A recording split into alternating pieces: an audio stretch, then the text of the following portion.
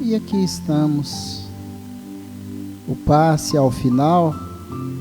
Agradecemos se ficasse em silêncio, pois é fundamental, enquanto o passe está sendo transmitido. O silêncio é muito importante porque os espíritos estão trabalhando este passe para amenizar os problemas, as causas que vêm do nosso cotidiano. Às vezes chegamos nesta casa um pouco mais nervosos, mas tranquilizemos-nos. As pessoas que estão no Facebook, coloquem suas águas também para serem fluidificadas e que tenhamos uma boa palestra. Pai nosso, que estais nos céus, santificado seja vosso nome. Venha a nós o vosso reino. Seja feita a vossa vontade, assim na terra como nos céus. O pão nosso de cada dia nos dai hoje. Perdoa, Pai, as nossas ofensas, assim como nós perdoamos a quem nos tem ofendido. E não nos deixeis, Senhor, cairmos em tentações, mas livra-nos, Pai, de todo mal, que assim seja. Sempre tranquilos quanto à formação da fila, há uma pessoa designada a chamar cada um para se posicionarem para tomar o passe.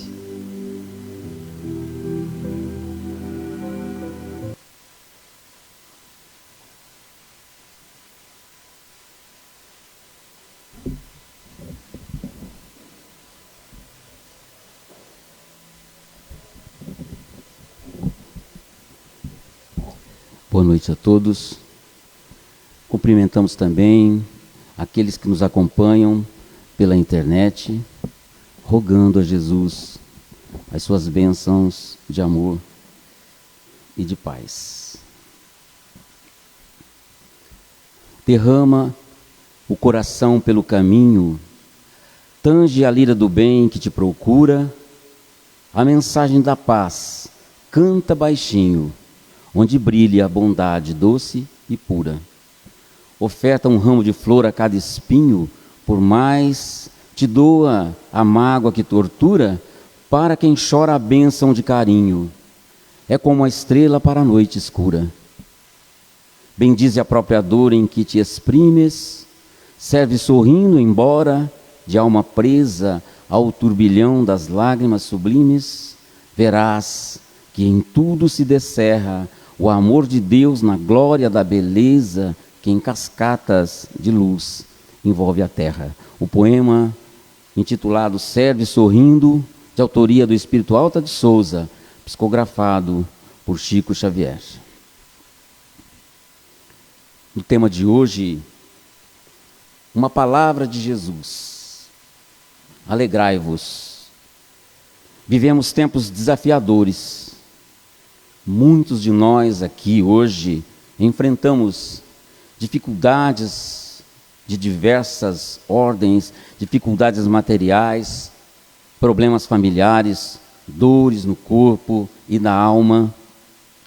E por isso, este tema da noite de hoje nos convida a refletir.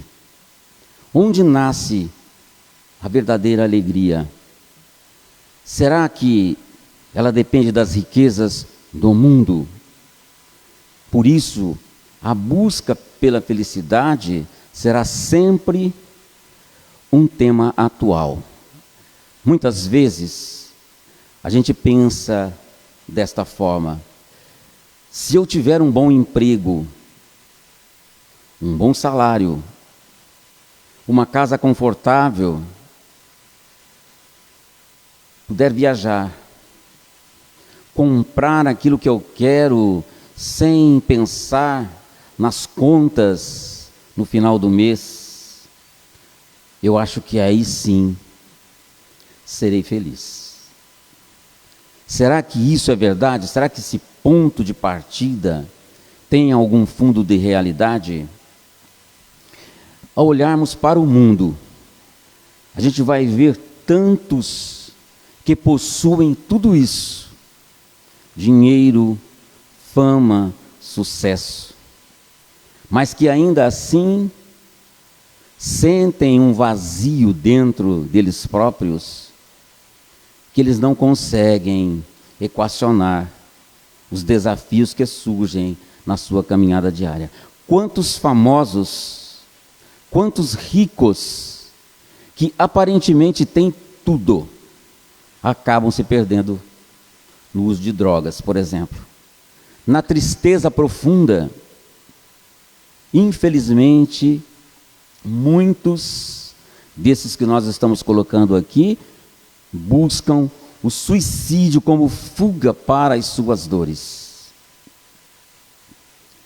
Só para que a gente faça uma reflexão. Segundo estudos recentes, o suicídio atinge todas as classes sociais, mas, olha bem, surpreendentemente, é mais comum nas classes média e alta do que nas classes pobres. Por que isso?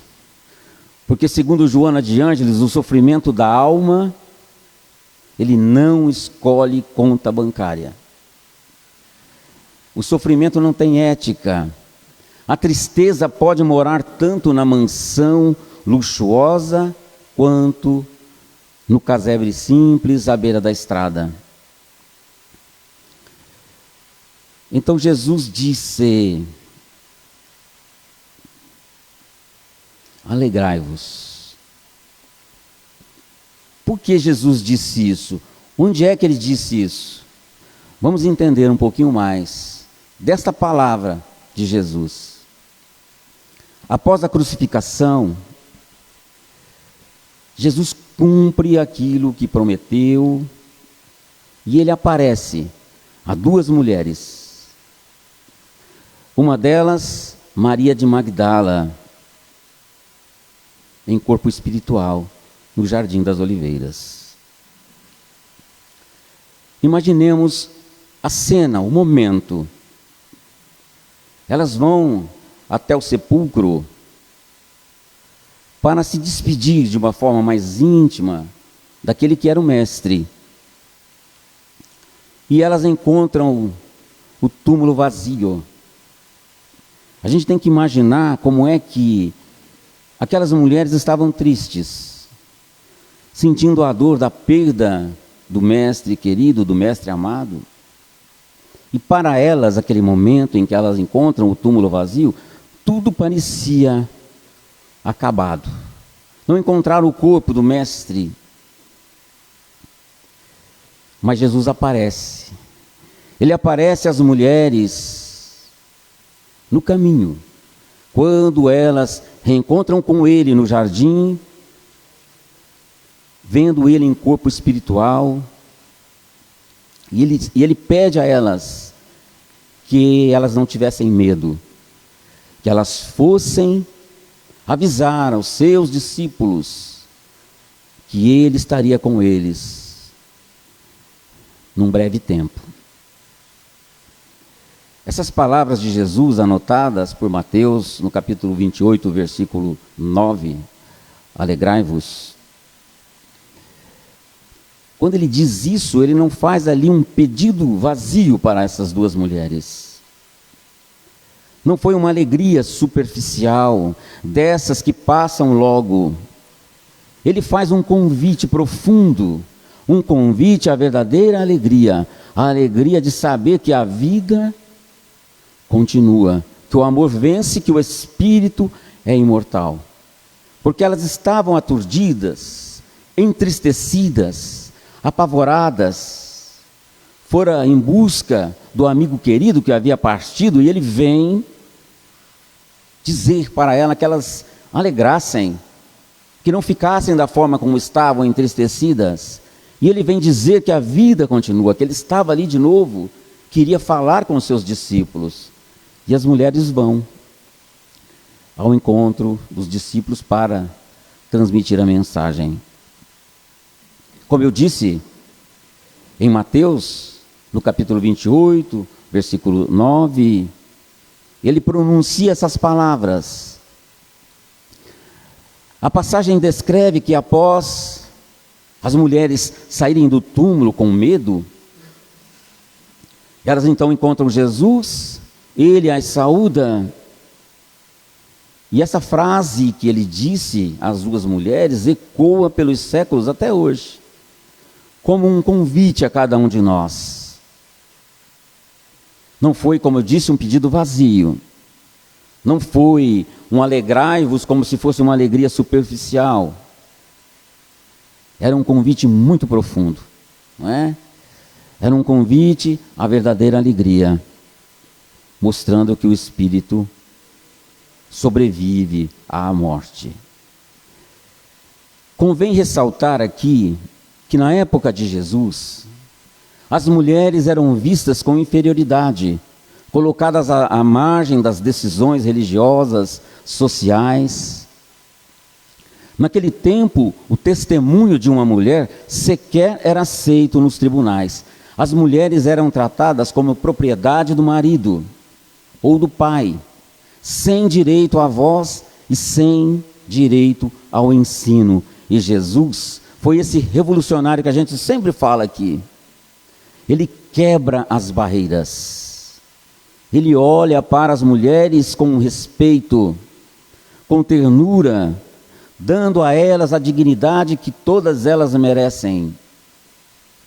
Jesus sempre esteve ao lado das mulheres. É impressionante a gente ressaltar isso, não é? Numa sociedade ainda tão machista, a sociedade atual. E ele sempre esteve devolvendo à mulher, dignificando a mulher, dando a ela o respeito necessário. No Evangelho de João, no capítulo 4, ele destaca essa quebra de barreiras culturais e religiosas que Jesus fez. E essa transformação que pode ocorrer através do encontro com Ele. Quando a gente encontra com Jesus, esses tabus, essas barreiras são quebradas. Jesus e a mulher samaritana, por exemplo, para citar um exemplo, como ele dignificava as mulheres. O encontro dele com a mulher samaritana. Jesus estava cansado de uma longa viagem. Ele para no poço de Jacó. Ele fica sentado no poço de Jacó. O poço de Jacó ficava na região da Samaria. Ele então encontra uma mulher que ali foi para buscar água. E era uma samaritana. Jesus era judeu. Judeus e samaritanos eram povos rivais. Eram rivais por diferenças religiosas e culturais. Eram rivais ao ponto de ninguém que era judeu poderia conversar com um samaritano. E nem um samaritano conversar com os judeus. Havia uma separação entre esses dois povos, os samaritanos e os judeus, povos rivais. Jesus era judeu, sentado no poço de Jacó. A mulher samaritana vai retirar água. Então Jesus desafia as convenções sociais e ele começa um diálogo com a mulher samaritana.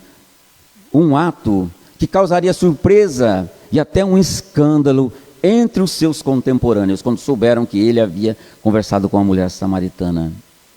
E ali sentado no poço de Jacó, ele olha para aquela mulher e diz assim: dê-me um pouco de água.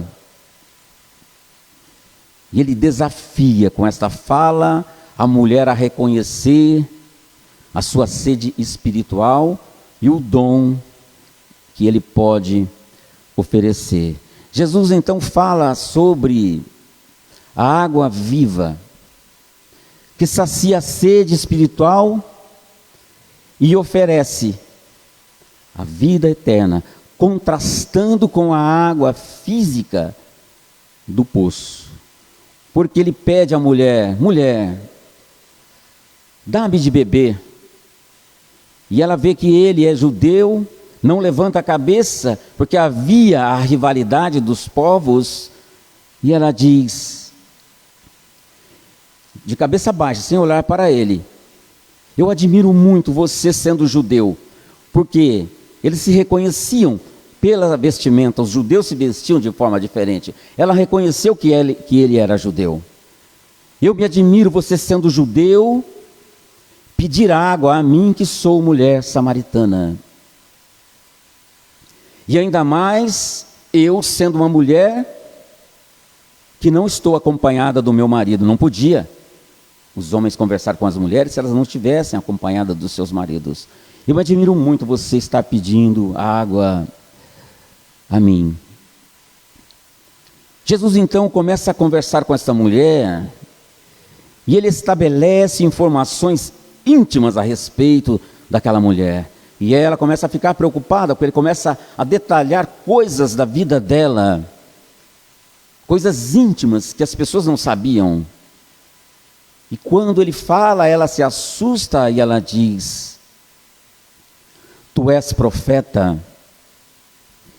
E ele diz assim: se tu soubesses quem eu sou, tu me pedirias que eu te desse água viva da fonte. E aquele que tomar da água que eu lhe der, nunca mais terá sede novamente. Aquilo toca profundamente aquela mulher. Ela reconhece a profundidade da mensagem daquele homem que estava à sua frente, de Jesus, e ela então expressa o seu desejo de receber essa água, e ela fala: dá-me de beber desta água, Senhor. Jesus revela então as informações para ela, e aquilo causa nela um impacto muito grande, a presença do Cristo, as vibrações de Jesus, como até hoje. A presença dele, as vibrações dele, a sua mensagem no nosso coração causa um impacto até hoje, se você der abertura para que isso aconteça. Se a gente apenas ler no livro e colocar o livro do lado e não movimentar as mãos na direção do amor, da solidariedade, não é? Do respeito à dignidade, do respeito à vida dos outros, aquilo quase que não consegue nos impactar muito. Então essa mulher, tocada pela experiência que vivera, ela deixa o seu cântaro ali do lado do poço de Jacó, e ela corre para a cidade para anunciar que encontrou o Messias. Eu encontrei o Messias sentado no poço de Jacó. E ela deu o seu testemunho. Muitos samaritanos, inspirados pelo testemunho desta mulher, eles convidam Jesus. Olha que coisa interessante. Os samaritanos convidaram o judeu, porque ele quebrou a barreira. Eles convidam Jesus para que ele permaneça na cidade deles para ouvir os seus ensinamentos, dignificando a figura da mulher. Foi Jesus que defendeu a mulher adúltera da condenação, dizendo: aquele que estiver sem pecado algum, que atire a primeira pedra. Os homens trouxeram a mulher até Jesus, a mulher que cometera adultério. Tinha as testemunhas. Notem que nas testemunhas não havia nenhuma mulher, só homens. E elas levam a mulher até Jesus. Então ele olha para a turba agitada, cada um com a pedra na mão para tirar a mulher, para que a lei fosse cumprida, a lei de Moisés. Aquele que não tiver nenhuma mancha, nenhum pecado dentre vós, que possa atirar a primeira pedra. Se cada um de nós que aqui está pronunciar essas palavras diante de um desafio como esse, as pessoas não vão ligar muito. Mas quem estava falando não era qualquer um, era Jesus. Imaginemos a vibração, a energia das palavras de Jesus. Aquilo cortava como uma navalha diante daqueles homens que ali estavam, que eram todos pecadores, eram todos infiéis, a maioria deles. Aquele que não tiver nenhuma mácula, nenhuma mancha, nenhum pecado, que atire a primeira pedra. Eles foram saindo um a um. Jesus se abaixa e começa a escrever no chão, na areia do chão. A mulher, assustada, apavorada, porque achava que ia morrer naquele mesmo instante, de repente Jesus olha e pergunta à mulher: mulher, onde estão aqueles que te acusavam? Eu não sei, Senhor.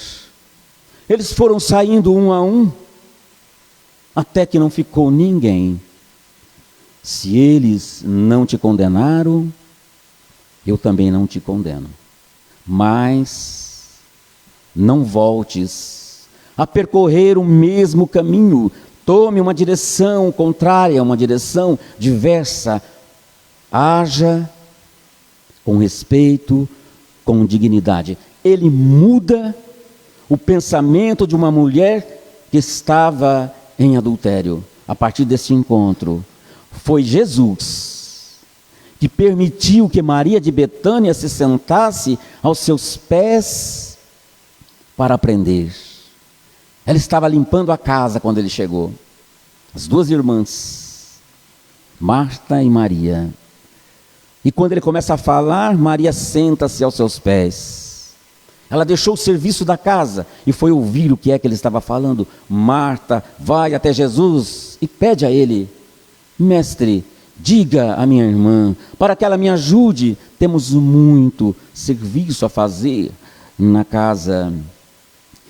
E ele dá uma lição sem ferir a sensibilidade, dizendo que ela tinha escolhido a melhor parte, que ela sentou aos seus pés para poder aprender algo impensável para uma mulher naqueles dias. E ele, como mestre, ensinando. E foi a mulheres que ele apareceu primeiro após a ressurreição, matando de ciúme os apóstolos e os homens. Foi para as mulheres. Jesus é o maior dignificador, o maior divulgador da dignificação das mulheres. E o que ele pede a nós hoje, talvez nesta noite, neste mundo de provas e de expiações que nós vivemos? Que nos alegremos, porque cada dia, nos fala Jesus com a sua mensagem, ele nunca escreveu uma só palavra. O que nós sabemos dele foram reportados por aqueles que conviveram com ele e aqueles que não conviveram com ele, mas que perguntaram dele e transformaram isso em livros, e é o que nós temos até hoje.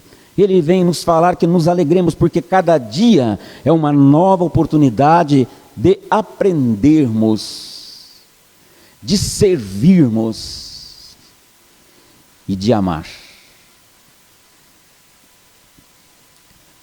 Que nos alegremos, porque mesmo nas dores, olha o que a doutrina espírita nos apresenta, que mesmo nas dores há um sentido, há crescimento, há o amparo divino.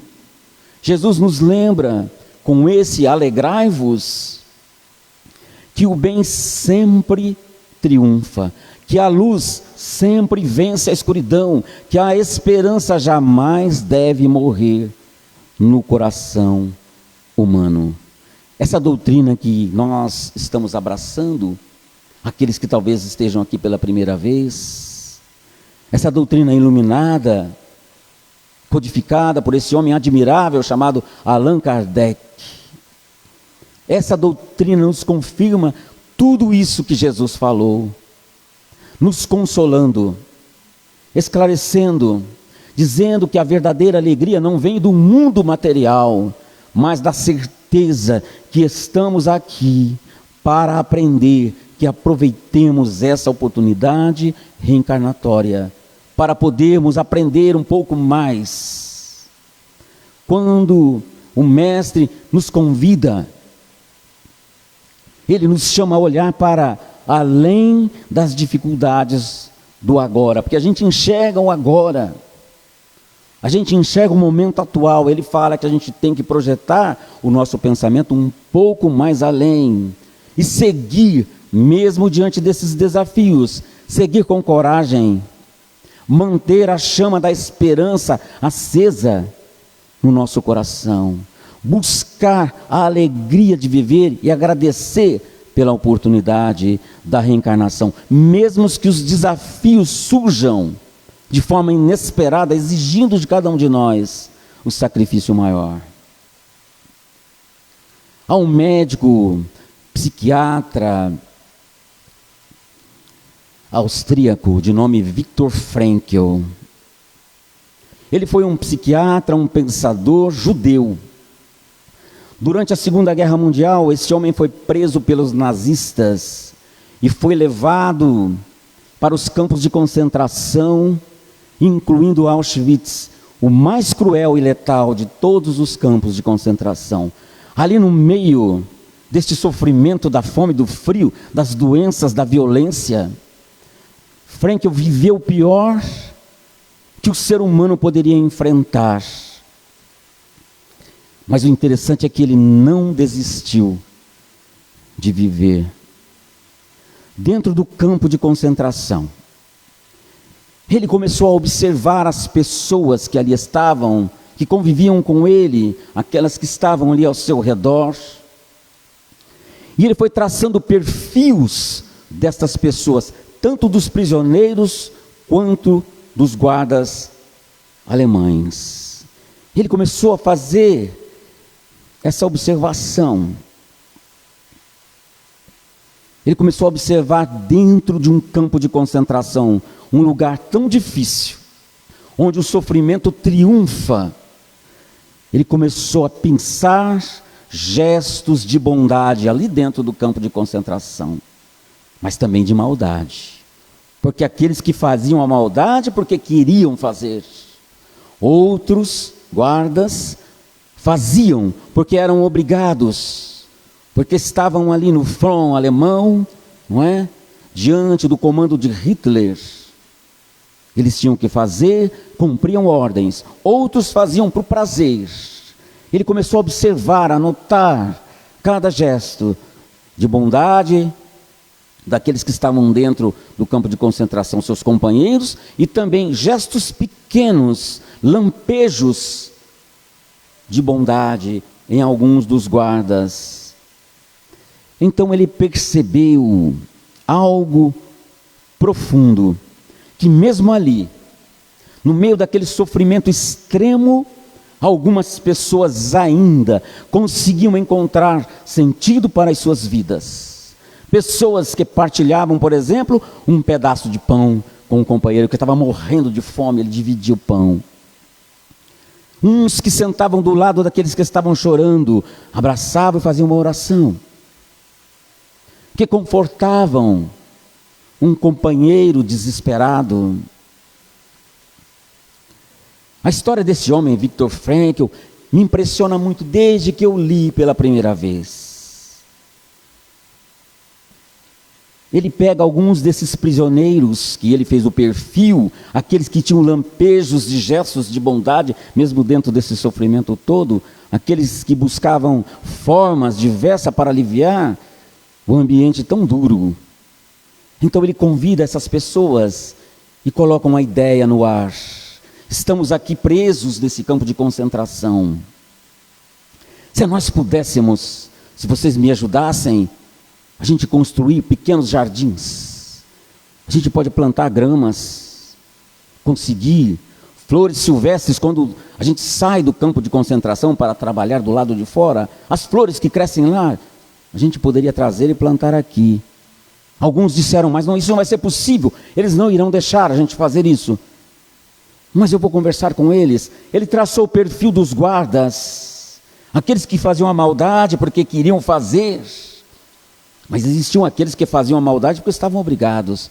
Então ele se aproximou desses, conversava e foi permitido. Levaram a ideia ao comandante e ele permitiu então que eles fizessem os jardins. E ele começou dentro do campo de concentração a fazer os jardins, a plantar as flores. Depois ele conseguiu tintas e deu a ideia, e se a gente pintar as casas? Para dar uma alegria maior aqui ao ambiente, plantaram os jardins, as flores, pintaram as casas para torná-las menos tristes. Ele fazia apresentações de música e de teatro para o grupo, e ele dava palestras para os outros prisioneiros, como um consolo, como um convite para que eles também permanecessem na busca da caminhada de cada um.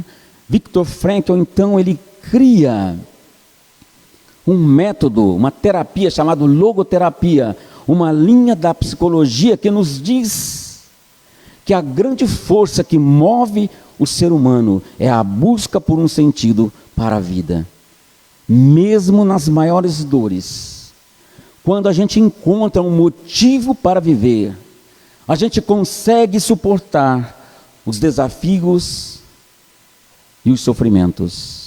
E este homem, dentro do campo de concentração, deixou esse traço de amor, de bondade incomparável. Quando os alemães perdem a Segunda Guerra Mundial, são expulsos, os campos de concentração perderam o sentido de ser, e aqueles que ali estavam, que sobreviveram, foram libertados. Viktor Frankl foi libertado. Quando ele saiu do campo de Auschwitz, ele pesava 38 quilos. Era pele e osso apenas. Ele corre para procurar a sua família, que estava espalhada quando da prisão dos alemães. Ele vai com esperança de reencontrar alguém da sua família, mas o choque é enorme de novo, o impacto é violento. Sua esposa havia sido assassinada em Bergen-Belsen. Ela adquirira tifo na Alemanha, morreu. Seu irmão foi morto em outro campo de concentração de trabalhos forçados, morreu por exaustão. Seus pais, os dois mortos nas câmaras de gás. Imaginemos a dor. O homem que passou nos campos de concentração e depois encontra uma realidade dura como essa. A dor no coração. Mas mesmo assim, ele não se entrega ao desespero. Ele decide, olha que ser admirável. Ele decide que usaria a sua vida para ajudar os outros. Ele foi falar sobre a importância da gente encontrar um sentido, mesmo diante da dor. Ele escreve vários livros que são best-sellers no mundo. Ele deu palestras, ele atendeu pessoas, ele deixou para o mundo uma mensagem poderosa. Não podemos escolher, frase de Viktor Frankl, não podemos escolher o que acontece conosco, mas podemos escolher como reagimos ao que acontece. Ele segue nesta linha. Dizem os biógrafos de Viktor Frankl que ele era portador de uma humanidade incomparável, um ser humano absolutamente diferente dos outros. E eu me pergunto, quando eu li a história de Viktor Frankl, eu me pergunto, onde esse homem buscou tanta força para não se desconectar do mundo e se tornar esse ser admirável que os seus biógrafos colocam da sua pessoa. Então, amigos, a verdadeira alegria de viver não está no que o mundo nos oferece, está no que Deus nos dá todos os dias. A vida, a oportunidade de recomeçar, o amor que podemos dar e receber. Quando a gente tem paz na nossa consciência, quando fazemos o bem, quando temos esperança no futuro, aí sim a gente consegue ter uma ideia desta alegria verdadeira. aquela que ninguém pode tirar de nós, conforme Jesus pregou em seu Evangelho. Os tesouros verdadeiros, o amor que nós acrisolamos no coração, a bondade que eu pratico para o outro, mesmo que eu não o conheça. Jesus afirmou, são tesouros que nenhum ladrão pode roubar, que o fogo não pode queimar, que a água não irá levar, que a ferrugem não destrói, porque são valores imperecíveis, são valores que nós vamos conquistando nesse tesouro que é o nosso coração e que vamos transformando esse templo de amor, nesse templo de esperança dentro de cada um de nós. O que a gente pode aprender com Jesus e com os seus exemplos? Ou como esse exemplo maior que nós citamos de Viktor Frankl, que mesmo nas dores haverá espaço para o amor, para o bem, para a esperança. Que ao sairmos daqui hoje, como nós daqui a pouco iremos sair, voltar para os nossos lares, que a gente possa sair daqui nesta noite com o coração um pouco mais leve do que quando aqui chegamos, que tenhamos a gratidão no coração, que possamos levar a disposição de viver a alegria de cada dia, reconhecer a alegria de cada dia, mesmo diante dos desafios que surgem a cada hora, a cada dia. Se a gente puder lembrar de Viktor Frankl, quando esses desafios surgirem, nós iremos ter a certeza de que algo irá acontecer, porque se nós utilizamos da verdade que há em nós, Deus está zelando por cada um de nós e não irá desamparar ninguém. Jesus deixou o rebanho todo e foi buscar uma ovelha que se desgarrou do rebanho. Ele acredita que aquela ovelha voltará ao rebanho, mesmo que ela tenha cometido os maiores deslizes. Ele não desistiu e foi buscar uma outra coisa que a doutrina espírita nos coloca, que Jesus, a sua mensagem, a sua presença, não violenta consciência alguma. Ele espera. Se a gente não consegue aceitar, porque talvez a nossa evolução ainda não nos permite reconhecer valores na mensagem dele, ele aguarda. Porque ele sabe que nós teremos as reencarnações, que é esse processo divino que Deus oferece a cada um de nós, para que a gente possa avançar nessa senda do progresso, conquistar valores. Então ele sabe.